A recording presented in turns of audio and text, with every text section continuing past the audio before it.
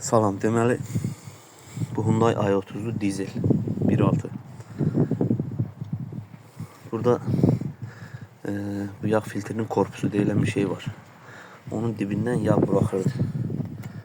Onu dəyişmək üçün elə bir çətin şey də deyil, asan da deyil. Əlinizdə instrument olsa problemsiz dəyişə bilərsiniz. Bunu açmaqdan ötürü hökmə starter çıxmalıdır. Starterində 2 dənə boltu var. 1, 2 və 2 dənə də 13-1 idi, 14-də 1 idi. 2 dənə bolt açılır. Akkumulyator hökmən açılmalıdır. Faz xətt. Yəni belə dəyişmək olur.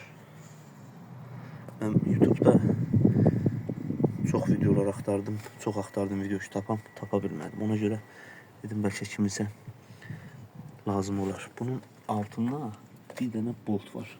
O düşürdü starterin üstünə. Ona görə də onu çıxartmaq olmuş. Gərək starter açılsın.